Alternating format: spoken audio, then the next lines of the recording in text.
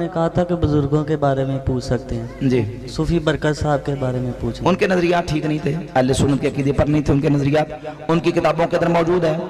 सूफी बरकत जो यहाँ सलार वाले के हैं वो वहाबियों की तारीफ़ें करते थे, देवबंदियों की तारीफ़ें करते थे, और अपनी किताब मकालात हिकमत के अंदर वहाबियों देवबंदियों के उलमा को मुजद्दिद तक लिखा है, ठीक है। और वो अपने रिसाला जो उनका निकलता था दारुल एहसान, उनका जो वहाँ से रिसाला निकलता था, उसके बिल्कुल टाइटल वर्क पे और तक़वीमुल एहसान उनकी किताब मेरे पास मौजूद है। उसमें वो लिखते हैं कि मकालात हिकमत में लिखा है कि मैं वहाबी भी हूँ, देवबंदी भी हूँ, मैं हर मजहब का पैरोकार हूँ।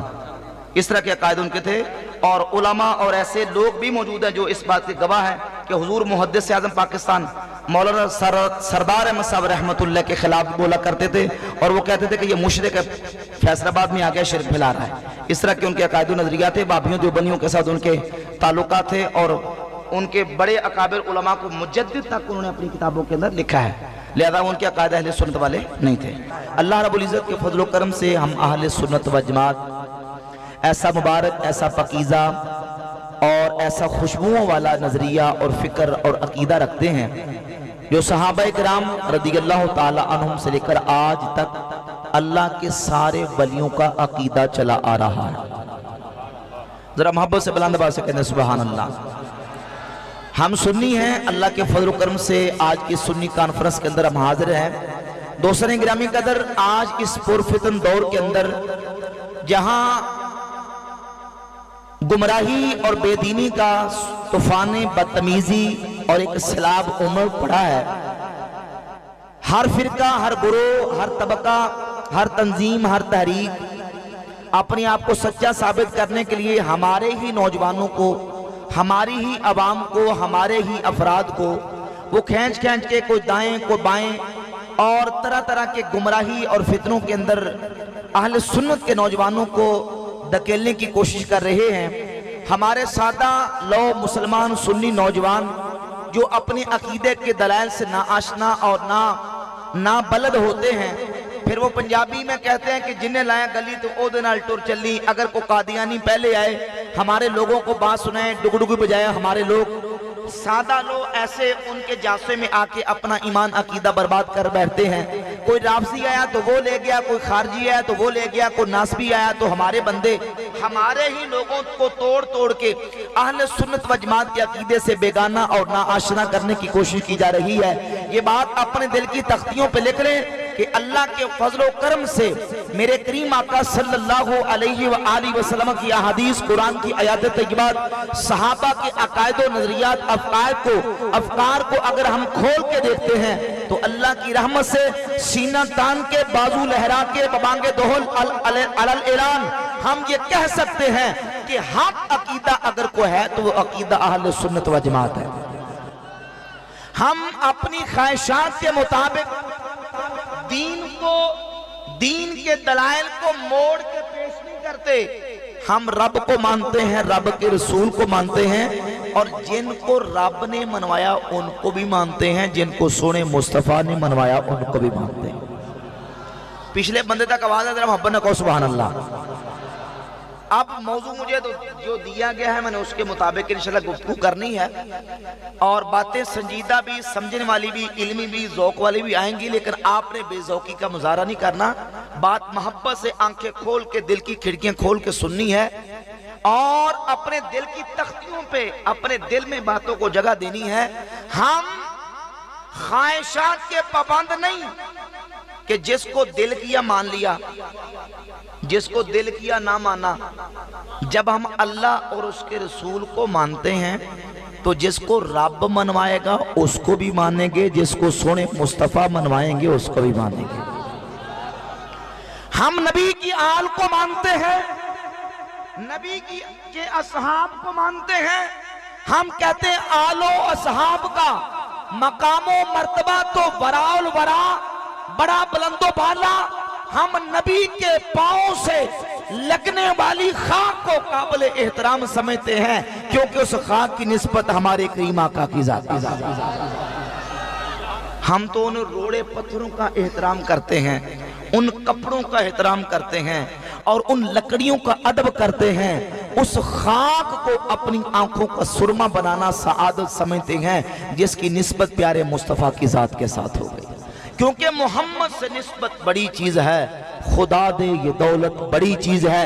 یہی اہل سنت کا عقیدہ ہے کہ جسے نسبت مصطفیٰ مل گئی، میرے آقا کی آل ہے وہ بھی قابل احترام، میرے نبی کے اصحاب ہیں تو وہ بھی قابل احترام۔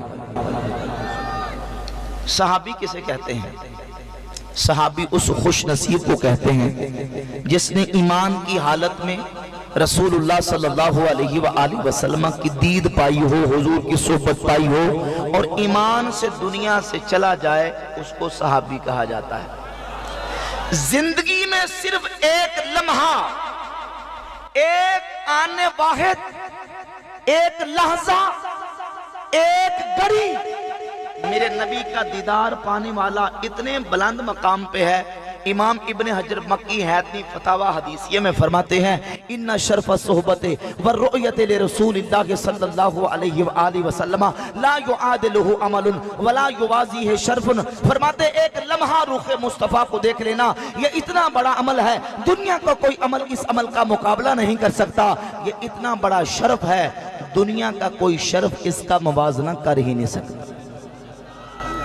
ایمان سے بتائیں جس نے ایک لمحہ حضور کو دیکھا، اس کے مقام تک کوئی غوث، کوئی قطب، کوئی ابدال، کوئی اخیار، کوئی ابرار، کوئی اوتاد، بڑے سے بڑا ولی اس کے مقام و مرتبے تک نہیں پہنچ سکتا جس نے ایک مرتبہ دیکھا۔ تو پھر صدیق اکبر کے مقام و مرتبے کا اندازہ کون کر سکتا؟ پچھلے نہیں بولے ذرا مبنہ سبحان اللہ کونا۔ پھر صدیق اکبر کون؟ صدیق اکبر جو مکہ میں میرے مصطفیٰ کے ساتھ، جو مدینہ میں میرے نبی کے ساتھ، جو سفر میں حضور کے ساتھ، جو حضر میں حضور کے ساتھ، جو مزار پنور انوار میں میرے مصطفیٰ کے ساتھ۔ قیامت کا دن ہوگا، حضور فرماتے ہاں قضا نبعث یوم القیامہ۔ ایک دن حضور مسجد میں تشریف لائے، ایک طرف ابو بکر صدیق، دوسری طرف عمر فاروق، میرے آقا نے فرمایا ہاں قضا نبعث یوم القیامہ۔ صحابہ آج کا منظر یاد کر لو، جس طرح آج مسجد میں آیا ہوں قیامت کے دن بھی اسی طریقے سے آؤں۔ امام زین العابدین یا رسول اللہ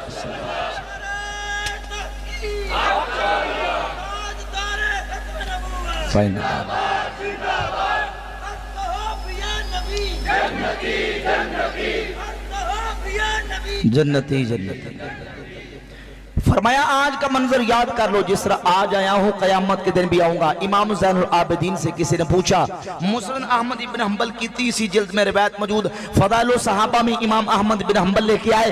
امام زین العابدین سید الساجدین امام اہل بیت سے کسی نے پوچھا، حضور یہ فرمایا ما منزلت ابی بکر و عمر من النبی صلی اللہ علیہ وآلہ وسلم، یہ فرمایا ابو بکر و عمر کا رسول اللہ کی بارگاہ میں کیا مقام تھا، کتنا رتبہ تھا، حضور کی نگاہ میں ان کا کتنا بلند مقام تھا؟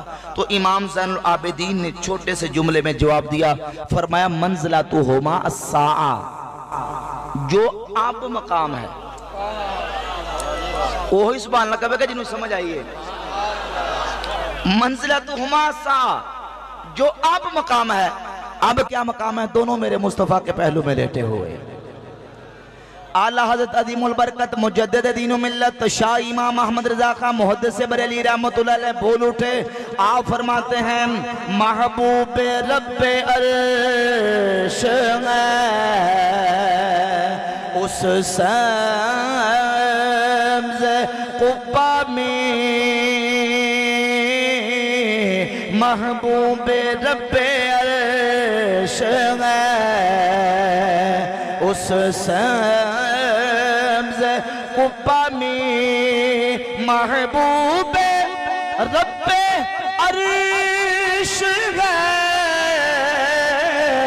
اس سبز قبہ میں،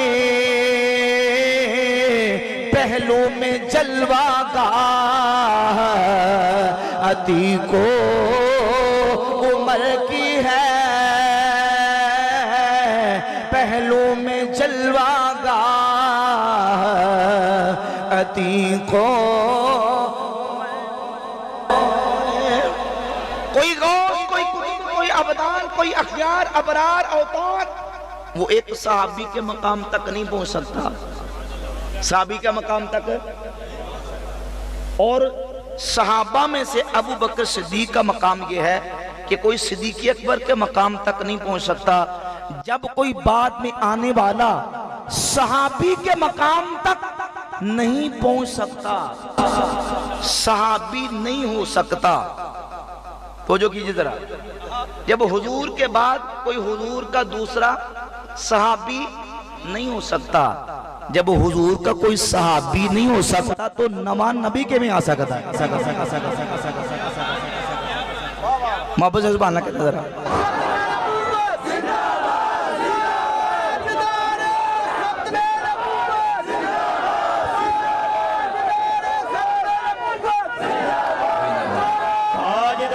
ختم نبوت ہاتھ جا کے سینے کا زور لا کے تاجدار ختم نبوت، تاجدار ختم نبوت۔ بھئی جب کوئی صحابی نہیں ہو سکتا،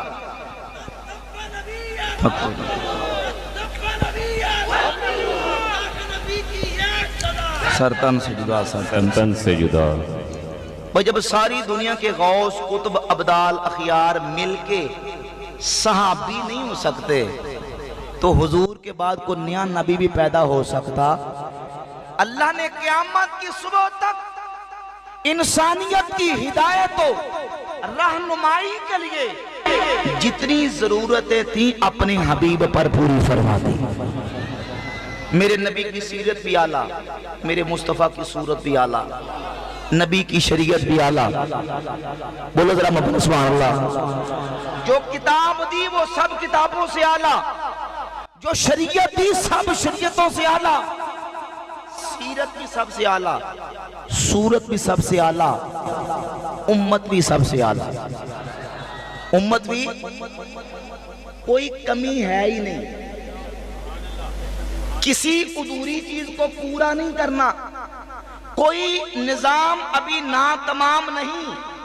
توجہ کیجئے، سارے نظام حضور پر پورے ہو گئے، ناتمام نظام تمام اور مکمل ہو گیا۔ نہ حضور کی سیرت میں کوئی کمی، نہ میرے نبی کی صورت میں کوئی کمی۔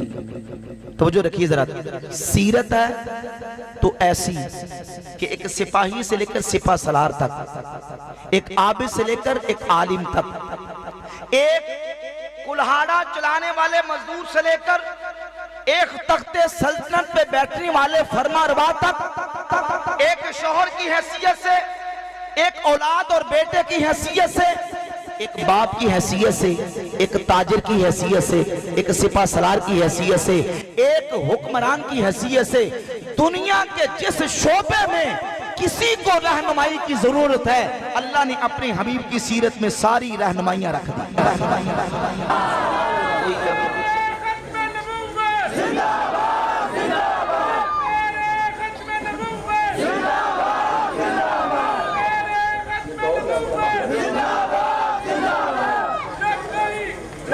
لبیک یا رسول اللہ صلی اللہ علیہ وسلم، لبیک یا رسول اللہ صلی اللہ علیہ وسلم۔ علامہ صاحب فرما رہے ہیں کہ خطاب بھی کرن دیو بھئی، یہ خطاب کے ساتھ جو اپنے ذوق کا اظہار، یہ محبت مضبوط ہوتی ہے، اس سے محبت مضبوط ہوتی ہے، دل پھر پختہ ہوتا ہے۔ اللہ اکبر۔ کسی نے بڑا خوب کہا کہ وہ نبیوں میں نبی ایسے امام الانبیاء ٹھہرے، وہ نبیوں میں نبی ایسے امام الانبیاء ٹھہرے۔ سارے مل کے پڑھئے، وہ نبیوں میں نبی ہے امام وہ نبیوں میں نبی ایسے امام الانبیاء ٹھہرے، حسینوں میں ہنسی ایسے کہ محبوب خدا ٹھہرے. نبی ہیں تو نبیوں کے امام ہیں اور حسین ہیں تو حبیب خدا ہیں. اللہ نے محبوب میں کوئی کمی چھوڑی ہی نہیں. اب کوئی کہے کہ نبی کی ضرورت باقی ہے، یہ کانے دجال مرزا کو ماننے والے وہ کہتے ہیں نبی کی ضرورت ہے. نعوذ باللہ. یاد رکھیں اللہ نے ساری ضرورتیں اپنے حبیب پر پوری فرما دی. قیامت کی صبح تک انسانیت کو جتنی ہدایت رہنمائی ضرورت ہے اللہ نے ساری ضرورتیں اپنے حبیب پر پوری فرما دی. قادیانی کہتے ہیں مرزائی، وہ کہتے ہیں دیکھیں نبوت تو اللہ کی رحمت ہے. توجہ کریں میری طرف، نبوت رحمت ہے، نبوت نور ہے، روشنی ہے. وہ کہتے ہیں نور کی تو ہر دور میں ہر وقت انسانیت کو ضرورت ہے، روشنی کی مخلوق خدا کو ضرورت ہے، رحمت کی ضرورت ہے. تم یہ کہتے ہو کہ نبی آنے بند ہو گئے اور حضور پر نبوت کا دروازہ بند ہو گیا، اب نبی نہیں آ سکتا. گویا کہ تم یہ کہہ رہے ہو کہ اب لوگوں کو نور کی ضرورت نہیں اور رہنمائی اور ہدایت کی یا رحمت کی ضرورت نہیں. تو اس کا مطلب یہ ہے کہ مخلوق خدا رحمت اور نور روشنی کے بغیر رہے گی. ہم کہتے ہیں ہم کو سمجھو، جب ہمیں روشنی کی ضرورت آتی ہے نا پیش، تو بعض اوقات انسان بلب سے روشنی حاصل کرتا ہے، کبھی ٹیوب لائٹ جگاتا ہے، کبھی انسان بڑا راڈ جلا دیتا ہے، روشنی زیادہ ضرورت پیش آتی ہے. پانی کی ضرورت پیش ہے تو کبھی میرے پاس بوتل ہے، کبھی بندہ نلکے پہ جاتا ہے، ٹوٹی پہ جاتا ہے، پھر چشمہ، پھر نالا، پھر جناب والا کھالا، پھر نہر ہے، پھر دریا ہے، پھر سمندر ہے. یہ ساری ضرورتیں پانی کی اس وقت ہیں جب بندہ سمندر سے دور ہو، دریا سے دور ہو. روشنی کی اس وقت ٹیوب لائٹ بلب جلانے کی ضرورت ہے جب سورج نہ چمک رہا ہو. سبحان اللہ کہہ دو اپنا. یہ لائٹیں لگائی ہیں نا ضرورت ہے، کیوں؟ کیونکہ سورج نہیں ہے. اور اگر سورج دوپہر کا چمک رہا ہو تو پھر یہ لائٹ کی ضرورت ہے. حبیب خدا آئے، رب نے نبوت کا سورج بنا کے بھیجا ہے. حضور کے بعد اب کسی سے روشنی کی ضرورت ہے، اور اتنی روشنی کہ اعلیٰ حضرت تاجدار بریلی رحمت اللہ فرماتے ہیں، آپ فرماتے ہیں لامکان تک اجالا ہے جس کا وہ ہے، لامکان تک اجالا ہے جس کا وہ ہے، ہر مکان کا اجالا ہم بولیے، ہر مکان کا اجالا. اللہ رب العزت نے محبوب کریم علیہ السلام پر ساری ضرورتیں پوری فرما دی. تو صحابی کے مقام تک کوئی دوسرا نہیں پہنچ سکتا. بولیے دوسرا نہیں پہنچ سکتا. صدیق اکبر کا کیا مقام ہوگا کہ سب سے زیادہ عقیدے پر میں نے بات کری، میں نے ساری مجموعی چیزیں ملا کے پیش کرنی ہے. سب سے زیادہ حضور کے 1.25 لاکھ صحابہ میں سے جس ہستی کو رسول اللہ کی سب سے زیادہ صحبت ملی ہے اس کا نام ابو بکر صدیق.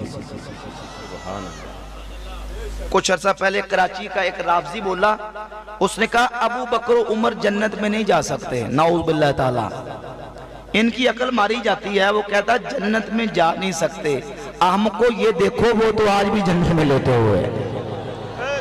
کوئی انکار کرے؟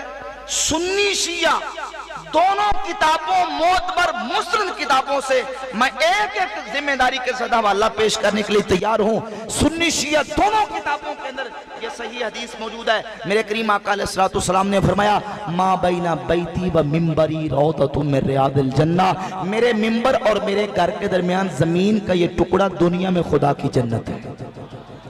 کوئی انکار کرے، کوئی کرے انکار کہ یہ جنت نہیں ہے. جب وہ جنت ہے، سنی شیعہ دونوں کتابوں کی روشنی میں جنت ہے، تم کہتے ہو ابو بکر و عمر جنت میں جا نہیں سکتے، وہ تو اللہ کے فضل و کرم سے 14 صدیوں سے جنت میں لیٹے ہوئے.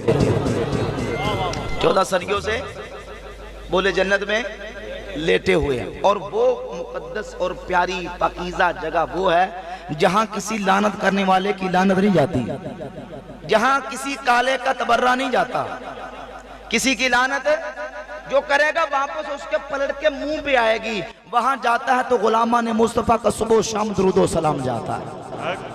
70,000 सुबह 70,000 शाम आते हैं, जो एक मरतबा आ जाता है दोबारा बारी नहीं आती। वो मुकद्दस मकाम में आज़म लिखते हैं, आज़म चिश्ती लिखते हैं, शान सिद्दीक फारूक ताकी दसा कीता अल्लाह ने जिन्ना दाऊचा मका। ए शान सिद्दीक फारूक ताकी दसा कीता अल्लाह ने जिन्ना दाऊचा मका। ए सब्ज़ गुंबद ते थल्ले जो बचदी सिथा मेरे आका दे यारा दे कमया।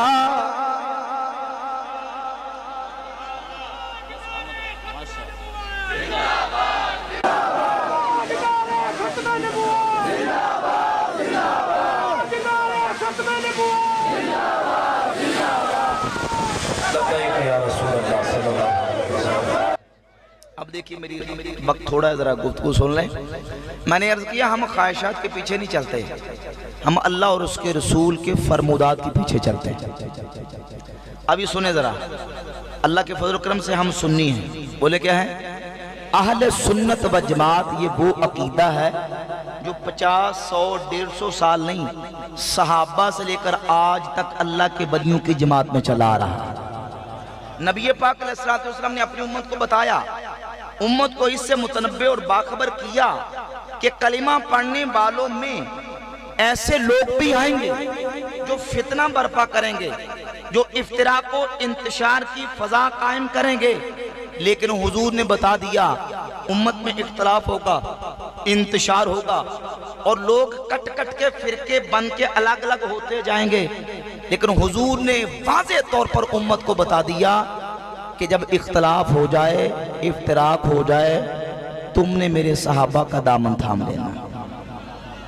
अब मैं आपके सामने बड़ी संजीदा सी बात करके बड़ी तेजी से आगे चलना चाहता हूं। आपने तवज्जो से बगैर दाएं बाएं तवज्जो किए मेरी तरफ तवज्जो रखनी है। 2-4 हदीसें पढ़ के मैं आखिर रिजल्ट निकालना चाहता हूं। अब देखिए हुजूर का हर फरमान हम मानते हैं। सुनन अबी दाऊद में 4607 नंबर हदीस है। नबी पाक अलैहिस्सलातु वस्सलाम ने फरमाया, मैं याइश मिनकुम बादी फसयरा इख्तिलाफन कसीरा। लोगों तुम में से जो मेरे बाद जिंदा रहेगा बड़े इख्तिलाफ देखेगा। बच्चों को बैठा दें नीचे, मेहरबानी जरा समझने वाली बात जरा समझ लें तवज्जो से। मेरे बाद जो जिंदा रहेगा इख्तिलाफ देखेगा। जब ऐसी सूरत आ जाए तो जो कीजिए, फरमाया अलैकुम बिसुन्नती व सुन्नतिल खुलफाइल महदीयीन अर्राशिदीन। तुम पर लाजिम है मेरी सुन्नत और मेरे खुलफाए राशिदीन की सुन्नत। इख्तिलाफ हो जाए तो क्या करना है? मेरी सुन्नत और मेरे खुलफाए राशिदीन की सुन्नत को लाजिम पकड़ना। दूसरी हदीस अल मुस्तदरक लसहीहैन हदीस का नंबर 318। हज्जतुल वदा के मौके पर रसूलुल्लाह ने खुतबा दिया। अब्दुल्लाह इब्न अब्बास रदियल्लाहु ताला अन्हुमा इसके रावी, रसूलुल्लाह सल्लल्लाहु अलैहि वसल्लम ने फरमाया, लोगों मैं तुम में 2 चीजें छोड़ के जा रहा हूं, इनको मजबूती से थामे रखोगे कभी गुमराह नहीं होगे। किताब अल्लाही व सुन्नत नबीही सल्लल्लाहु अलैहि वसल्लम। एक अल्लाह की किताब है, दूसरी उसके नबी की सुन्नत है। कितनी हदीसा हो गई? बोलो कितनी? 2। तीसरी हदीस सही मुस्लिम 6225 नंबर हदीस। हुजूर हज्जतुल वदा से वापस आए, मकामे गदीर खुद पर खुतबा दिया और हजरत ज़ैद इब्न अरकम रदियल्लाहु ताला अन्हु रावी, रसूलुल्लाह सल्लल्लाहु अलैहि वसल्लम ने फरमाया, लोग मैं तुम में 2 बारी चीजें छोड़ के जा रहा हूं। एक अल्लाह की किताब है اس کو مضبوطی سے تھامے رکھنا. اذکرکماللہ فی اہل بیتی, اور تمہیں اپنی اہل بیت کے بارے میں اللہ کا خوف دلاتا ہوں, تمہیں اپنی اہل بیت کے بارے میں اللہ کا خوف دلاتا ہوں, میں تمہیں اپنی اہل بیت کے بارے میں اللہ کا خوف دلاتا ہوں. ایک قرآن ہے, دوسری حضور کی اہل بیت ہے. حضور نے تیسرا خطبہ دیا, اٹھاؤ جامع ترمذی کتاب الفتن 2165 نمبر حدیث ہے.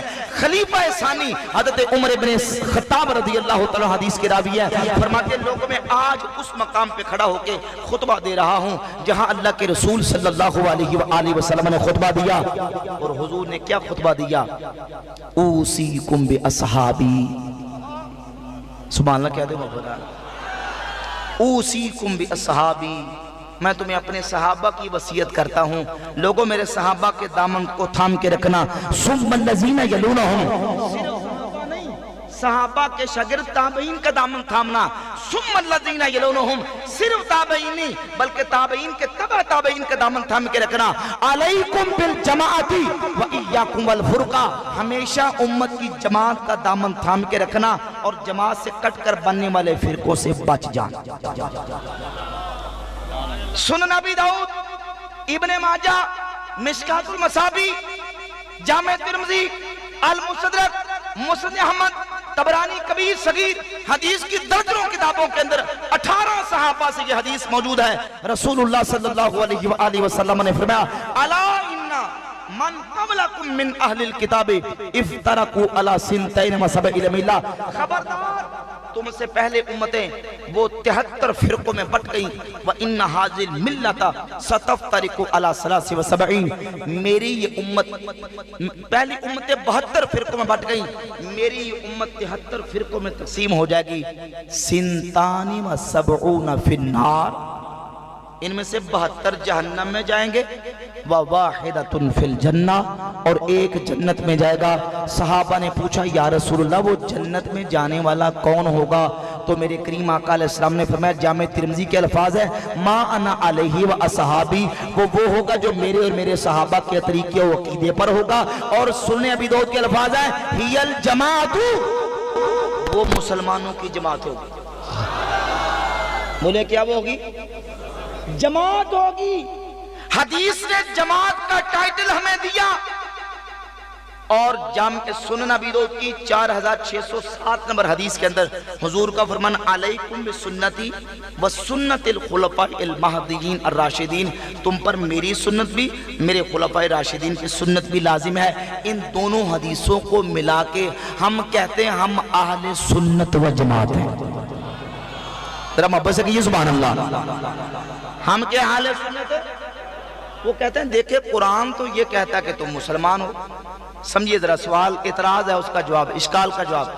وہ کہتے ہیں یہ جو آپ اپنے نام کے ساتھ سنیت کا ٹائٹل استعمال کرتے ہیں, اپنے آپ کو اہل سنت کہتے ہیں, کیا ضرورت ہے اہل سنت کہنے کی؟ جب ہم مسلمان ہیں, کلمہ پڑھتے ہیں تو قرآن کہتا ہوا سماکم المسلمین, اللہ نے تمہارا نام مسلمان رکھا. جب اللہ نے ہمارا نام مسلمان رکھا ہے تو ہم سنی کیوں کہتے ہیں؟ توجہ کیجئے بھائی, توجہ کیجئے. کہتے ہیں ہم پھر سنی کیوں کہتے ہیں؟ تو سنیے, جواب دیکھیں, جواب سنیں. ہم کہتے ہیں قرآن نے ہمیں باقی ادیان کے مقابلے میں جو ٹائٹل دیا وہ مسلم ہے.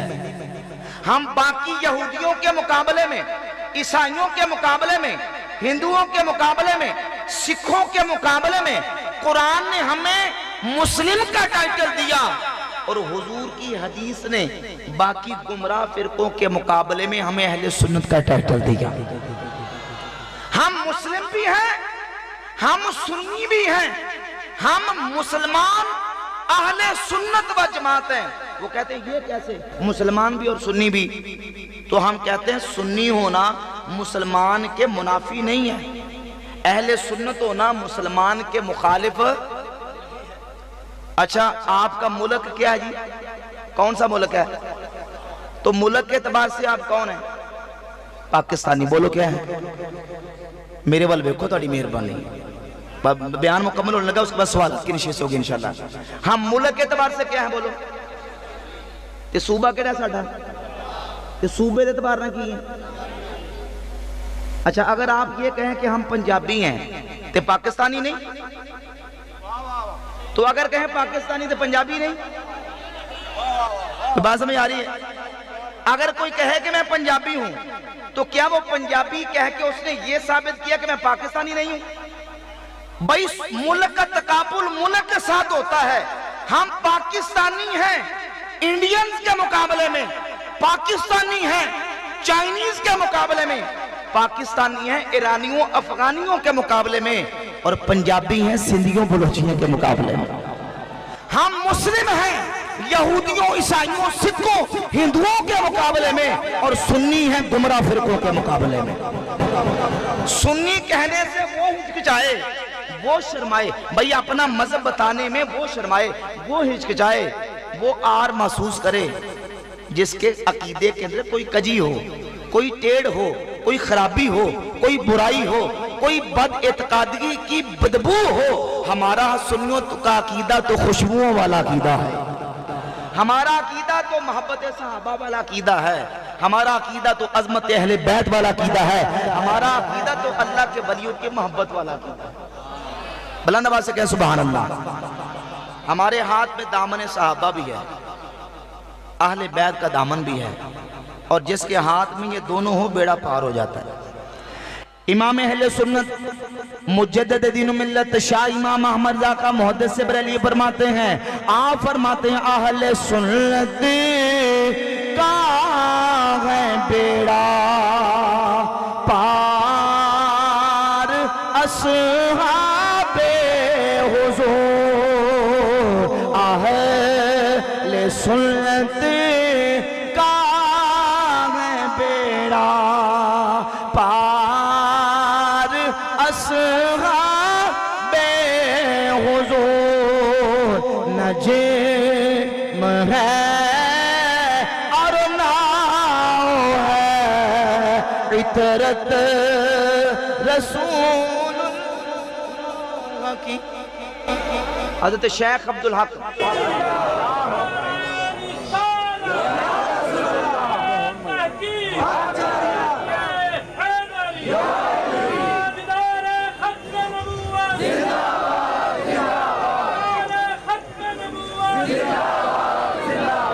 حضرت شیخ عبدالحق محدث دہلی رحمت اللہ تعالی علیہ تو جو کہ 400 سال پہلے گزر گیا بزرگ. کتنے سو سال؟ 400 سال. اور یہ وہ بزرگ ہیں جن کے بارے میں مکتبہ فکر دیوبند کے حکیم الامت اشرف علی تھانوی صاحب لکھتے ہیں کہ شیخ عبدالحق محدث دہلی وہ ہیں جن کو روزانہ رسول اللہ کی کچہری میں حاضری نصیب ہوا کرتی تھی.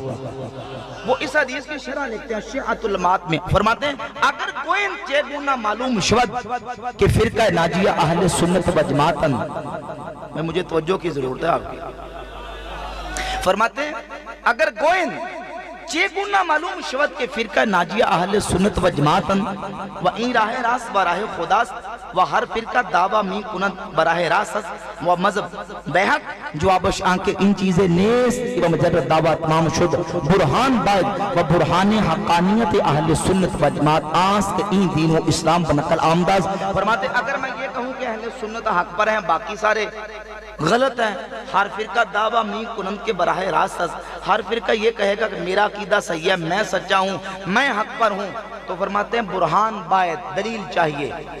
کیا چاہیے؟ دلیل پیش کرو.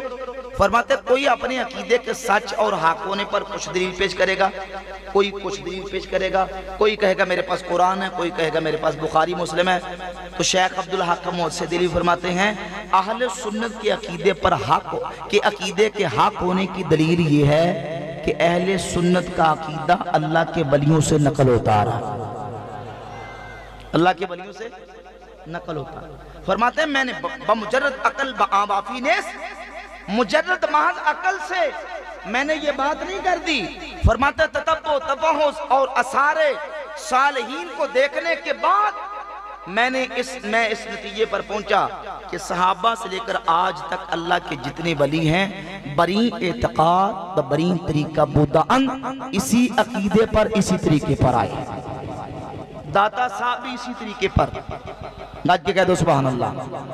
غوث پاک بھی اسی طریقے پر, خواجہ صاحب بھی اسی طریقے پر, بابا فرید گنج شکر بھی اسی طریقے پر, امام ابو حنیفہ, مالک شافعی, احمد ابن حنبل بھی اسی طریقے پر, بخاری, مسلم, ترمذی, ابو داؤد, ابن ماجہ بھی اسی طریقے پر, امت کے صلحاء, اولیاء, فقہاء, محدثین, صحابہ, تابعین, تبع تابعین, آج تک اللہ کا جو ولی آیا ہے اللہ ولایت دیتا ہی اسے ہے جو اہل سنت عقیدے پر ہوتا ہے. کوئی بد عقیدہ, کوئی مائی کا لال انگلی اٹھا کے بتائے کہ یہ بندہ تھا جو صحابہ کا گستاخ تھا پر ولی اللہ تھا, یہ بندہ جو گستاخی اہل بیت تھا پر ولی اللہ تھا, نہیں. جو اہل بیت و صحابہ کا گستاخ ہے وہ تو ناری جہنمی ہے, وہ اللہ کا ولی نہیں ہو سکتا. ولایت اللہ اسے دیتا ہے جس کا سینہ صحابہ کے بارے میں بھی صاف ہے, میرے نبی کی آل کے بارے میں بھی صاف ہے. اور ان دونوں طبقات کی محبت جس دل کے اندر جمع ہے وہ سنی کا دل ہے. بولے محبت سے سبحان اللہ. الاستیاب میں حافظ ابن عبد البر نے نقل کیا, کسی شخص نے سیدنا انس بن مالک صحابی رسول کے سامنے یہ کہا, ابھی سبحان اللہ نہیں کہنی, غلط بات ہے, کئی بندے سبحان اللہ میں کہہ دیں دینے. کسی نے کہا کہ انہا حب علی و عثمان لا یجتمعان فی قلب واحد, نعوذ باللہ تعالی. اس نے کہا عثمان اور علی کی محبت دونوں ایک دل میں جمع نہیں ہو سکتی. حضرت انس بن مالک صحابی کے سامنے کہا تو سیدنا انس بن مالک نے کہا لا کذبوا واللہ, اللہ کی قسم یہ جھوٹے ہیں, رب کعبہ کی قسم رب نے عثمان اور علی کی محبت ہمارے دلوں میں جمع فرما دی. بلکہ ہر صحابی کی محبت, ہر صحابی, یہ صحابہ تے بڑے دور دا مقام ہے. خدا کی قسم سنی وہ ہے کہ رسول اللہ کے پاؤں سے لگنے والی خاک اسے مل جائے, سبحان اللہ کہو نا, وہ اس کو بھی آنکھوں کا سرما بنانے کے لیے تیار ہو جائے. صحابہ تو اہل بیت تو بڑا بہت بلند مقام ہے, اور یہ مزاج صحابہ کا تھا. صحیح مسلم حدیث ہے, توجہ کریں ذرا, صحیح مسلم حدیث بس آخری باتیں ہیں.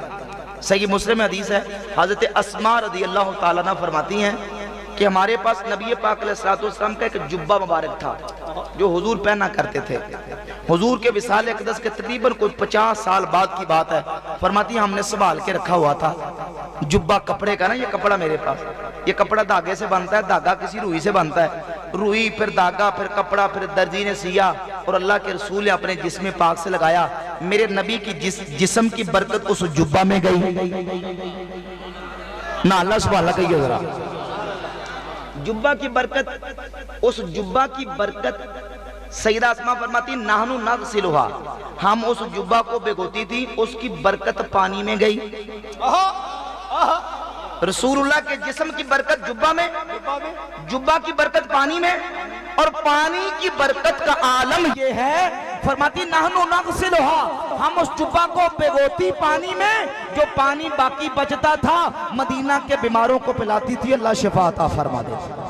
نعرہ تکبیر, سارا مجمع نعرہ رسالت, نعرہ رسالت, تاجدار ختم نبوت, لبیک لبیک لبیک یا رسول اللہ, لبیک لبیک لبیک یا رسول اللہ, لبیک. سیدنا عبداللہ ابن عمر صحابی رسول محب السنہ, عبداللہ ابن عمر کے بارے میں قاضی عیاض نے الشفا میں, امام ابن حبان نے کتاب الثقات میں نقل کیا. توجہ کیجئے, صحابی رسول عبداللہ ابن عمر جب حضور کی مسجد میں جاتے, مسجد نبی شریف میں, تو حضور کے ممبر کے پاس جاتے, ممبر کی جس لکڑی پر اللہ کے رسول بیٹھا کرتے تھے, عبداللہ ابن عمر ایسے ہاتھ پھیر کے اپنے منہ پہ مال لیا کرتے تھے. کیوں؟ اس لکڑی کو رسول اللہ سے نسبت, اس کپڑے کو حضور سے نسبت ہے. اعلیٰ حضرت کے برادر مولانا حسن رضا خان صاحب فرماتے ہیں, آپ فرماتے ہیں نہ ہو آرام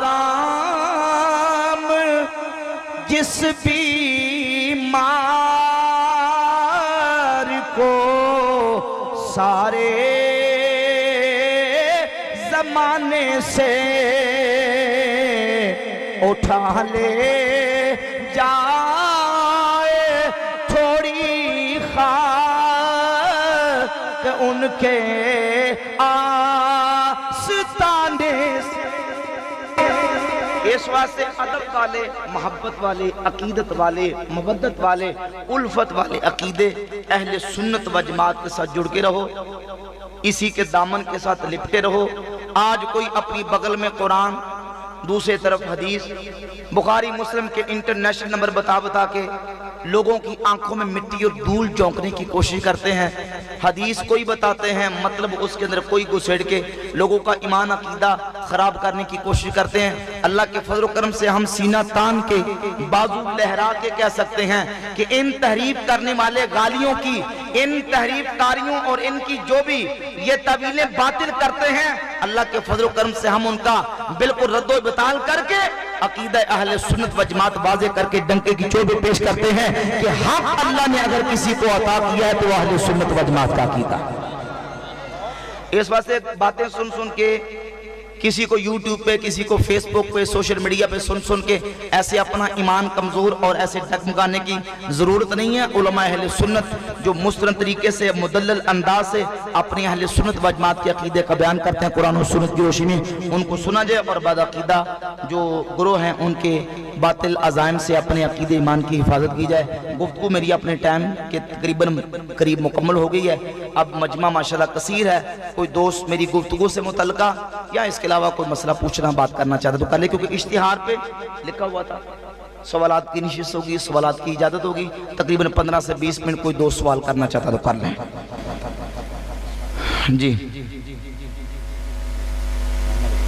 جی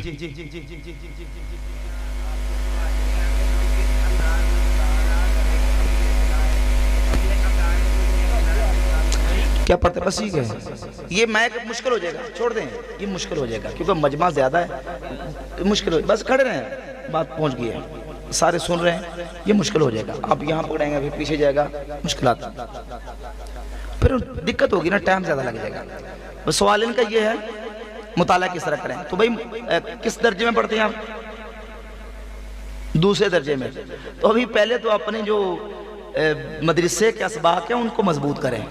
ابھی آپ پہلے دوسرے درجے میں ہیں تو پہلے اپنی صرف اور اپنی نحو جو عربی گرامر ہے اس کو مضبوط کریں، گردانے صحیح طرح یاد کریں، نحو میر پکی کریں، اجرا کریں، عبارت سیکھے پڑھیں، لیکن ساتھ ساتھ تھوڑا تھوڑا مطالعہ بھی کرتے جائیں۔ جو چھوٹی چھوٹی علماء کی کتابیں ہیں، اعلیٰ رحمۃ اللہ کے مختلف رسائل ہیں، اور دیگر جو چھوٹی چھوٹی علماء کی کتابیں ہیں، مفتی امیہ خنیمی صاحب کی کتابیں ہیں، آلات کے رسائل ہیں، ان کو پڑھتے جائیں، انشاءاللہ پھر آگے سلسلہ چلے گا۔ ٹھیک ہے جی۔ مفتی صاحب ہماری یہ سوال ہے کہ ابن قیم اور ابن کثیر کے متعلق اہل سنت کی کیا رائے ہے؟ ابن قیم کے جو عقائد تھے وہ تو بالکل باطل اور مردود اور گمراہانہ عقائد تھے، اور ابن کثیر جو کہ ابن تیمیہ کے شاگرد تھے، ان کے عقائد و نظریات کے حوالے سے کوئی واضح چیزیں نہیں ہیں، البتہ ابن قیم اس کے گمراہانہ عقائد تھے۔ اور بھائی جی وعلیکم السلام علیکم۔ تقلید ضروری ہے، اور اگر ضروری ہے تو کیوں ضروری ہے، اس کی وجہ کیا ہے؟ تقلید جو ہے وہ ظاہر ہے کہ شریعت کے سارے مسائل ایک جیسے نہیں ہیں۔ تقلید عامی شخص پر جو مجتہد نہیں ہے اس پر واجب ہے کہ وہ مجتہد کی تقلید اور پیروی کرے۔ شریعت کے سارے مسائل ایک جیسے نہیں ہیں۔ مسائل کا ایک حصہ وہ ہے کہ جو بالکل محکم صریح اور واضح ہے، اور ایک حصہ وہ ہے جو مختلف پیچیدگیوں کی وجہ سے اس میں مجتہد کے اجتہاد کو دخل ہے، مجتہد کو اس میں اجتہاد کرنا پڑتا ہے۔ تو جو خود مجتہد نہیں ہے اس پر واجب ہے کہ ان اجتہادی مسائل کے اندر ایک امام مجتہد کی تقلید اور پیروی کرے، اور اس پر امت کا اہل سنت کا اجماع ہو چکا ہے کہ چاروں ائمہ اربعہ میں سے امام اعظم ابو حنیفہ، امام مالک، امام شافعی، امام احمد بن حنبل، ان چار اماموں میں سے کسی ایک کی تقلید کرنا یہ واجب ہے، ضروری ہے، کیونکہ اجتہادی مسائل کے اندر بغیر مجتہد کی تقلید کے عمل کرنے کا کوئی اس کے پاس ذریعہ نہیں ہے، لہذا اس پر واجب ہے کہ وہ امام کی تقلید کرے۔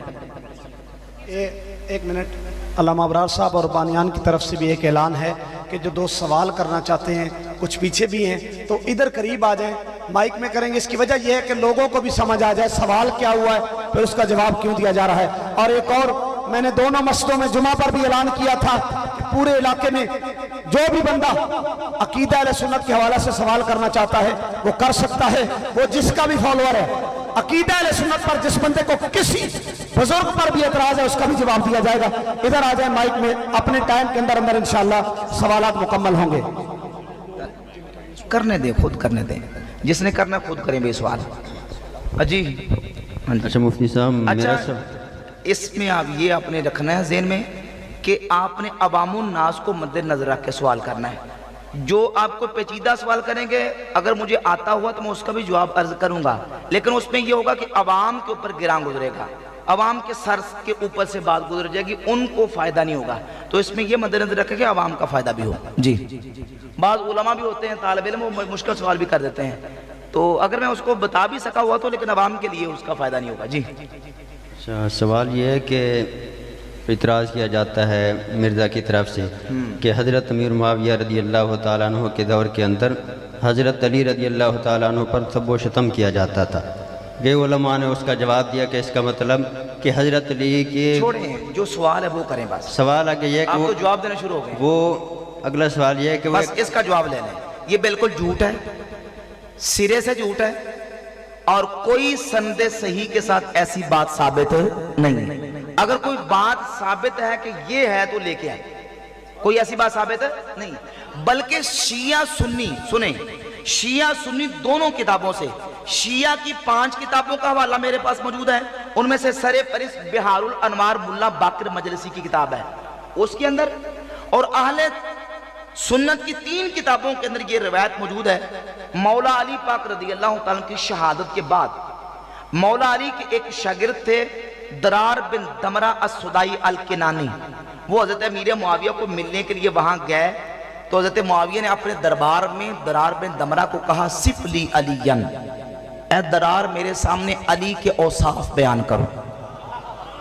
علی کے اوصاف بیان، یعنی یوں کہہ لیں کہ علی دی منقبت پڑھ کے سنا، علی کی منقبت پڑھ کے سنا. سنیے یار توجہ کریں ذرا، علی کی منقبت پڑھ کے سناؤ. تو درار نے کہا کان واللہ بعید المدا شدید القوا یقول فصلا ویحکم عدلا. بندے میرے بل دیکھ نہیں رہے، افسوس والی بات ہے یہ.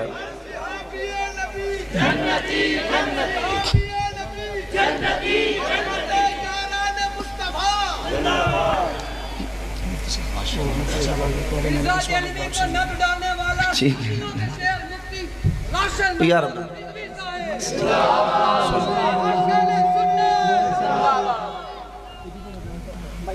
جگہ دے دیں. اچھا ماشاءاللہ استاذ العلماء مناظر اسلام فخر اہل سنت مفتی محمد عبدالحمید چشتی صاحب، آپ خانے وال، آپ اسٹیج پہ جلوہ گر ہو رہے ہیں. نعرہ تکبیر، نعرہ رسالت، نعرہ تحقیق، نعرہ حیدری، ہر صحاب یہ نبی،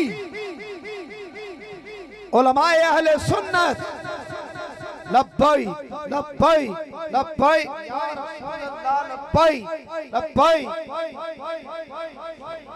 بسم اللہ. اب آپ تشریف رکھیں، بیٹھ جائیں. سوال و جوابات کی نشست شروع ہے. بڑی مہربانی یار، بڑی محنت سے سوالوں کے جواب ہوتے ہیں، توجہ رکھیں. کوئی بندہ اپنی بات نہ کرے جواب کے دوران.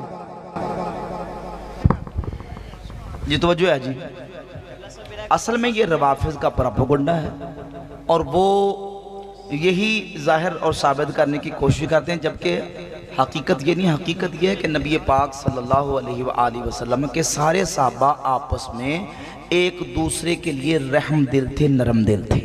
قرآن نے کہا محمد الرسول اللہ والذین معاہ اشداء علی الکفار رحماء بینہم. کافروں پہ نبی کے صحابہ سخت ہیں اور آپس میں کیا ہے؟ رحم دل ہیں. اب یہ جو پروپیگنڈا کیا جاتا ہے یہ جھوٹ کا پلندہ ہے، جھوٹی اور باطل قسم کی روایات ہیں. سنی شیعہ دونوں کی کتابوں کے اندر یہ روایت موجود ہے. میں نے عرض کیا شیعوں کی 5 کتابوں کے اندر اور اہل سنت کی 3 کتابوں کے ریفرنس سے میں نے بیان کیا کہ یہ روایت موجود ہے. درار بن دمرہ السدائی الکنانی حضرت امیر معاویہ کے پاس آئے تو کہا صف لی علیین، اے درار میرے سامنے علی کے اوصاف بیان کرو. تو درار بن دمرہ نے کہا کان واللہ بعید المدا شدید القوا یقول فصلا ویحکم عدلا یتفجر العلم من جوانبہ وتنطق الحکمت من نواحیہ ویستوحش من الدنیا وزہرتہا. اور لمبی ایک پوری صفحے کی منقبت پڑھی جب مکمل منقبت کی پڑھی تو روایت کے اندر لفظ موجود ہے کہ حضرت معاویہ کی آنکھوں سے آنسو جاری تھے، حتیٰ کہ داڑھی آنسوؤں سے تار ہو گئی اور اپنی آستین کے ساتھ ایسے آنسوؤں کو پوجا۔ ملا باقر مجلسی نے نقل کیا اور کہا کان واللہ رحم اللہ ابو الحسن واللہ کان کذالکا، اللہ ابو الحسن علی پر رحم فرمائے، یقیناً علی ایسے ہی تھے۔ اے درار علی ایسے ہی تھے، علی ایسے ہی تھے، علی ایسے ہی تھے۔ حضرت معاویہ کی آنکھوں سے آنسو جاری تھے۔ کہا اے درار یہ بتاؤ کہ علی کی شہادت پر تمہیں کتنا غم ہے؟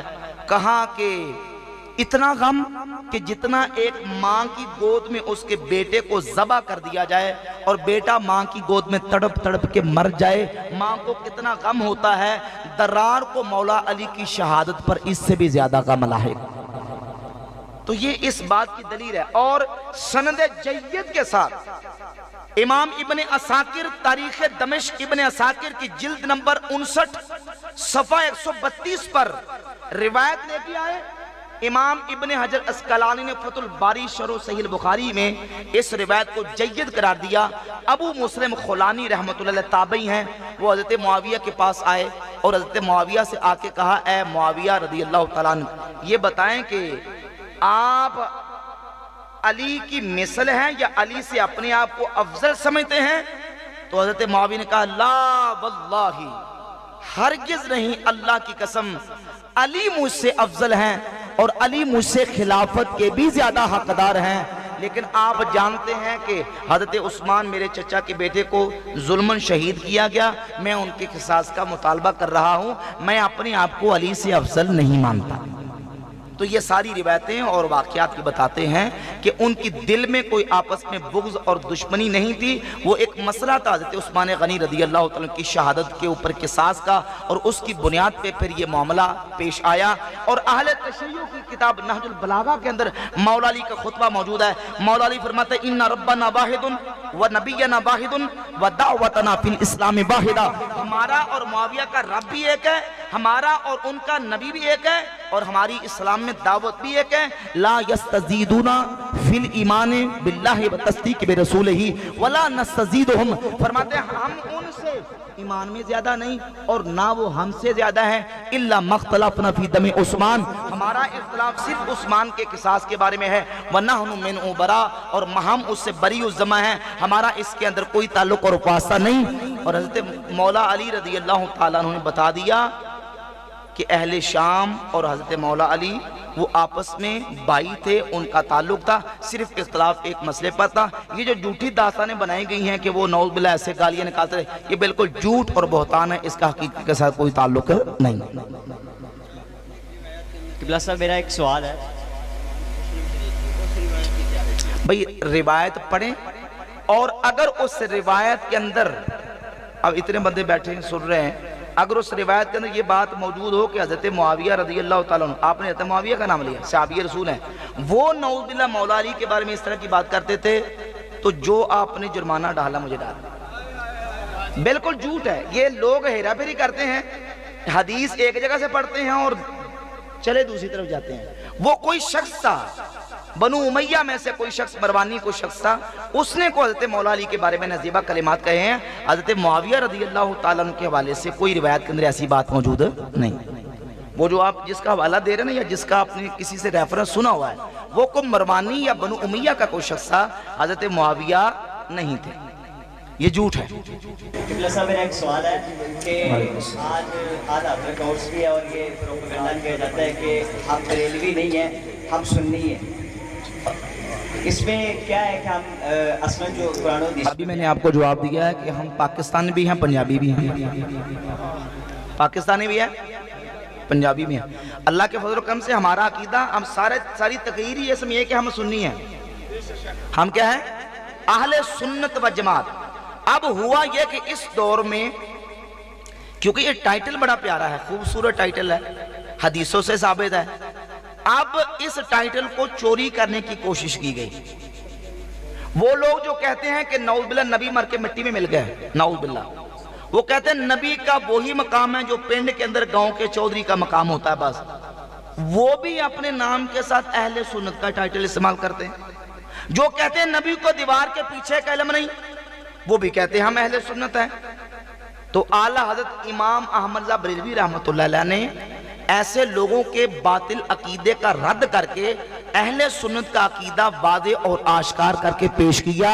تو ہم بتاتے ہیں کہ ہم امام احمد رضا بریلوی کے ماننے والے سنی ہیں.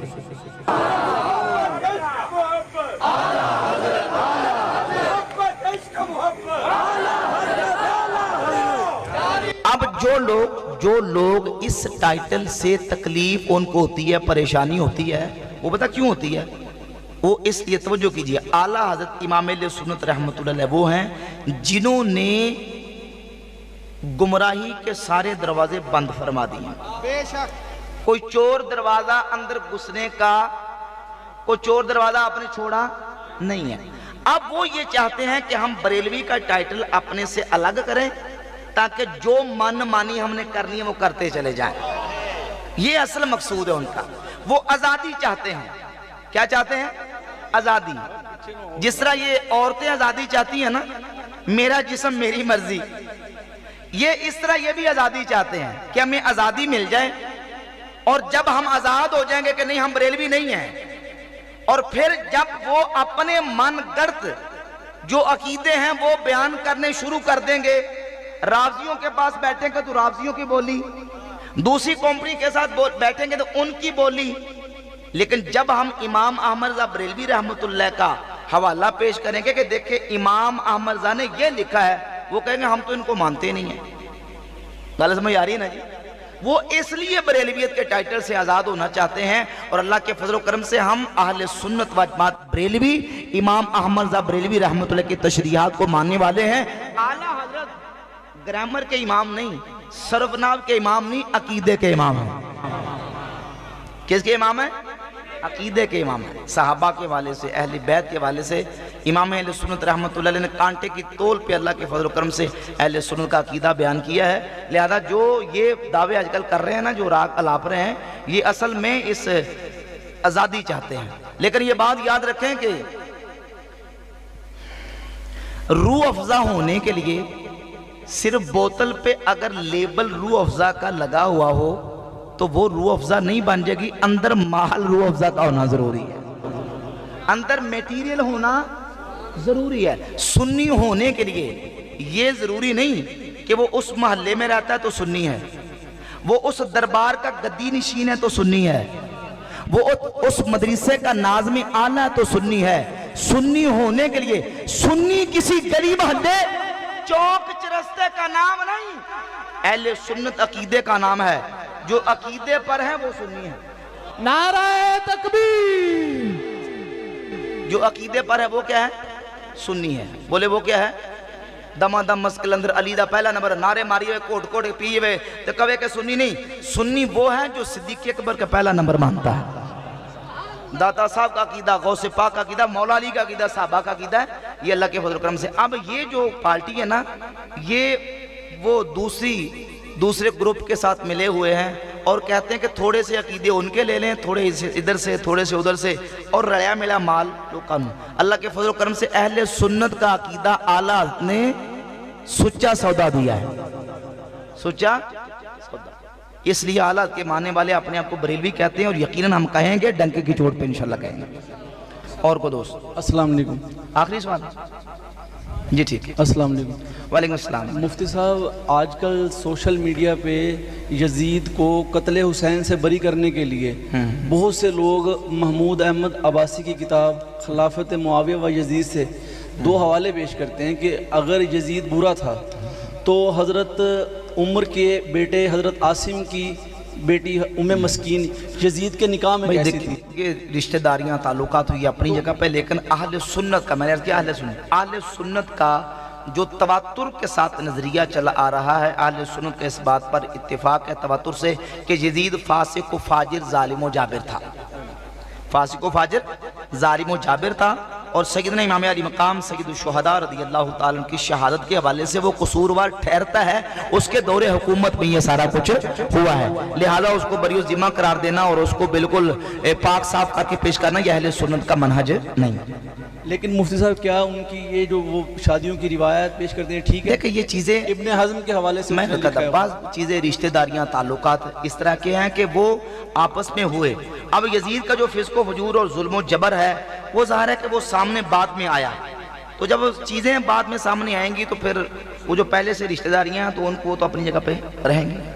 اور کو دوست جی صاحب ایک سوال چھوڑا جائے میرا جی کیا سپریم کورٹ جگہ جانتے ہیں فیصلہ مردیاں دا ہویا وہ وضاحت کر دیں ذرا جی. وضاحت اس کی یہ ہے کہ وہ تو فیصلہ واپس بھی ہو گیا. جو شکے تھی جن کے اوپر علماء کو اعتراض تھا, قادیانیوں کو تبلیغ کی اپنے اداروں کے اندر اجازت دی گئی تھی, تو وہ شکیں واپس لے لی گئی ہیں, اور وہ جو ان کو ایک سمجھنے کے اجازت دی گئی تھی وہ ختم ہوگی, منسوخ ہوگی. السلام علیکم. وعلیکم السلام. استاد محترم, یہ قرآن مجید میں حضور علیہ الصلوۃ والسلام آخری نبی ہیں, لیکن فتاوی حدیثیہ میں لکھا ہے اما واللہ نبی ابن نبی. سوال یہ چل رہا تھا حضرت سیدنا ابراہیم رضی اللہ تعالیٰ عنہ جو حضور صلی اللہ علیہ وسلم کے بیٹے تھے, ان کا جنازہ کیوں نہ پڑھا گیا؟ تو اس کے جواب میں کئی احتمالات بیان کیے. ان میں سے یہ احتمال بھی بیان کیا جس کو علامہ زرکشی رحمہ اللہ کی طرف منسوخ کیا, اما واللہ نبی ابن نبی. اس کا ترجمہ یہ ہے کہ حضرت سیدنا ابراہیم رضی اللہ تعالیٰ عنہ حضور صلی اللہ علیہ وسلم کے بیٹے نبی ہیں. تو یہاں یہ تو اس بات کوئی عبارت پیش کریں, عبارت پیش کریں گے تو اس پر بات ہوگی. یہ اگر کوئی ایسی عبارت ہے تو مردود باطل قسم کے اقوال بھی کتابوں کے اندر ہوتے ہیں. اس طرح کی ضروریت دین کے عقیدے کے اگینسٹ اس طرح کی بات کی کیا حیثیت ہوتی ہے؟ پہلے عبارت پیش کریں وہ کس کانٹیکسٹ میں کس طرح کی عبارت ہے, پھر اس پر بات ہو سکتی.